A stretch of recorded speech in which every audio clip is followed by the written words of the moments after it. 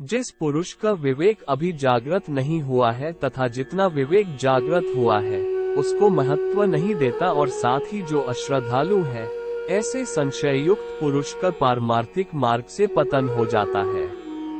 कारण कि संशययुक्त पुरुष की अपनी बुद्धि तो प्राकृत शिक्षा रहित है और दूसरे की बात का आदर नहीं करता, फिर ऐसे पुरुष के संशय कैसे नष्ट हो सकते हैं? और संशय नष्ट हुए बिना उसकी उन्नति भी कैसे हो सकती है? अलग अलग बातों को सुनने से ये ठीक है अथवा वह ठीक है, इस प्रकार संदेहयुक्त पुरुष का नाम संशयात्मा है। पारमार्थिक मार्ग पर चल कुछ समझेगा और कुछ नहीं समझेगा। जिस विषय को कुछ नहीं समझते उस विषय में संशय पैदा नहीं होता और जिस विषय को पूरा समझते हैं उस विषय में संशय नहीं रहता। अतः संशय सदा अधूरे ज्ञान में ही पैदा होता है। इसी को अज्ञान कहते हैं। संशय का उत्पन्न होना हानिकारक नहीं है, प्रत्युत संशय को बनाए रखना और उसे दूर करने की चेष्टा न करना ही हानिकारक है। संशय को दूर करने की चेष्टा न करने पर वो संशय ही सिद्धांत बन जाता है। कारण कि संशय दूर न होने पर मनुष्य सोचता है कि पारमार्थिक मार्ग में सब कुछ धकोसला जाता है, परिणाम स्वरूप उसका पतन हो जाता है। इसलिए अपने भीतर संशय का रहना साधक को बुरा लगना चाहिए। संशय बुरा लगने पर जिज्ञासा जागृत होती है, जिसकी पूर्ति होने पर संशय विनाशक ज्ञान की प्राप्ति होती है। साधक का लक्षण है खोज करना।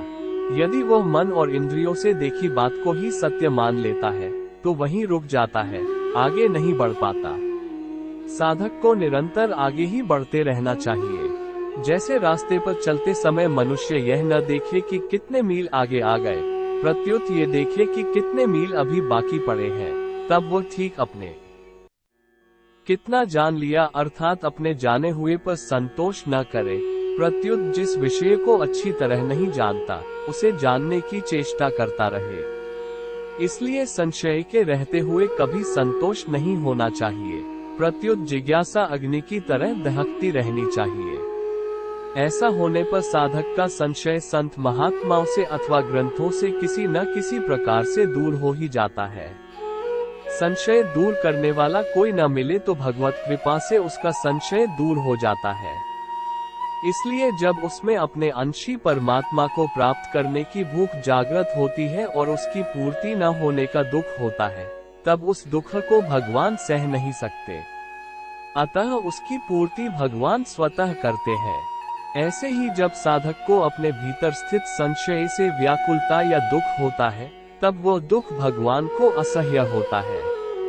संशय दूर करने के लिए भगवान से प्रार्थना नहीं करनी पड़ती, प्रत्युत जिस संशय को लेकर साधक को दुख हो रहा है उस संशय को दूर करके भगवान स्वतः उसका वो दुख मिटा देते हैं।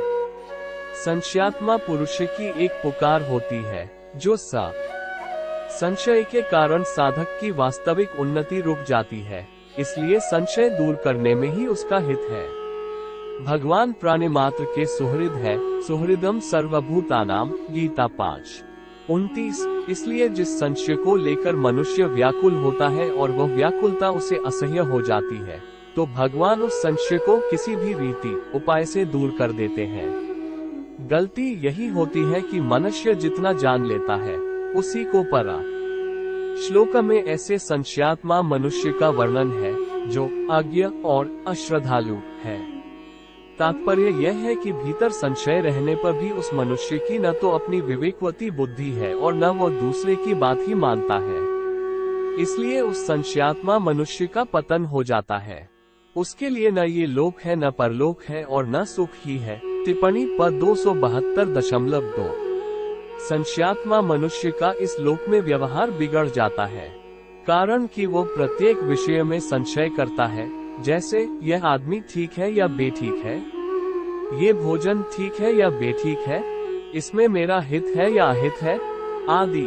उस संशयात्मा क्योंकि कल्याण में निश्चयात्मिका बुद्धि की आवश्यकता होती है और संशयात्मा मनुष्य दुविधा में रहने के कारण कोई एक निश्चय नहीं कर सकता, जैसे जप करूं या स्वाध्याय करूं, संसार का काम करूं या परमात्मा प्राप्ति करूं आदि। भीतर संशय भरे रहने के कारण उसके मन में भी सुख शांति नहीं रहती। इसलिए विवेकवती बुद्धि और श्रद्धा के द्वारा संशय को अवश्य ही मिटा देना चाहिए। दो अलग अलग बातों को पढ़ने सुनने से संशय पैदा होता है। वो संशय या तो विवेक विचार के द्वारा दूर हो सकता है या शास्त्र तथा संत महापुरुषों की बातों को श्रद्धा मानने से। इसलिए संशययुक्त पुरुष में यदि अज्ञता है तो वह विवेक विचार को बढ़ाए और यदि अश्रद्धा है तो श्रद्धा को बढ़ाए, क्योंकि इन दोनों में से किसी एक को विशेषता से अपनाए बिना संशय दूर नहीं होता। संबंध भगवान ने 33वें श्लोक से ज्ञान योग का प्रकरण आरंभ करते हुए ज्ञान प्राप्ति का उपाय तथा ज्ञान की महिमा बताए। जो ज्ञान गुरु के पास रहकर उनकी सेवा आदि करने से होता है, वही ज्ञान कर्म योग से सिद्ध हुए मनुष्य को अपने आप प्राप्त हो जाता है। ऐसा बताकर भगवान ने ज्ञान प्राप्ति के पात्र अपात्र का वर्णन करते हुए प्रकरण का इस विषय में संशय नहीं करना चाहिए, क्योंकि संशय बड़ा पापी है। कैसे सो कहते हैं जो अज्ञ यानी आत्मज्ञान से रहित है, जो अश्रद्धालु है और जो संशयात्मा है, ये तीनों नष्ट हो जाते हैं। यद्यपि अज्ञानी और अश्रद्धालु भी नष्ट होते हैं, परंतु जैसा संशयात्मा नष्ट होता है वैसे नहीं, क्योंकि इन सब में संशयात्मा अधिक पापी है। अधिक पापी कैसे है? सो कहते हैं संशयात्मा को, अर्थात जिसके चित्त में संशय है, उस पुरुष को न तो ये साधारण मनुष्यलोक मिलता है, न परलोक मिलता है और न सुख ही मिलता है, क्योंकि वहाँ भी संशय होना संभव है। इसल लोकोस्ति न परो न सुख संशयात्मन। इस श्लोक में श्री कृष्ण ने अर्जुन से कहा है कि जो पुरुष अज्ञ यानी आत्मज्ञान से हीन है, अज्ञानी है, धर्म नहीं जानता है, उपदेशों का पालन नहीं करता है, वह बहुत ही जल्दी नष्ट हो जाता है। अज्ञानी व्यक्ति कभी भी सफलता और शांति प्राप्त नहीं कर पाता है। अज्ञान के कारण ही दुखों में वृद्धि होती रहती है। अतः हमेशा अज्ञान को दूर करने के प्रयास करते रहना चाहिए। ज्ञान प्राप्त करते रहने से कल्याण हो जाता है। नष्ट होना वाला दूसरा व्यक्ति वह है जो ज्ञान की वृद्धि करने। कृष्ण ने दुनिया भर के राजाओं को जीता था। जहां ऐसे राजाओं का राज था जो भ्रष्ट थे, जैसे जरासंध, लेकिन कभी किसी राजा का सिंहासन नहीं छीना। कृष्ण के पूरे जीवन में कभी ऐसा नहीं हुआ कि उन्होंने किसी राजा को मारकर उसका शासन खुद लिया हो। जरासंध को मारकर उसके बेटे को राजा बनाया, जो चरित्र का अच्छा था। सभी जगह ऐसे लोगों को बैठाया जो धर्म को जानते थे। कभी किंग नहीं बने, हमेशा किंगमेकर की भूमिका में रहे। महाभारत युद्ध में भी खुद हथियार नहीं उठाया। पूरा युद्ध कूटनीति से लड़ा, पांडवों को सलाह देते रहे। लेकिन महाभारत में जुए की घटना के बाद पांडवों को वनवास हो गया। कृष्ण ने अर्जुन को समझाया कि ये समय भविष्य के लिए तैयारी करने का है। महादेव शिव, देवराज इंद्र और दुर्गा की तपस्या करने को कहा। कृष्ण जानते थे कि दुर्योधन को कितना भी समझाया जाए, वो पांडवों को कभी उनका राज्य नहीं लौटाएगा। तब शक्ति और सामर्थ्य की जरूरत होगी। कर्ण के कुंडल कवच पांडवों की जीत में आड़े आएंगे, ये भी वे जानते थे।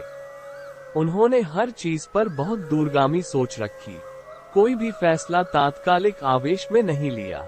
हर चीज के लिए आने वाली पीढ़ियों तक का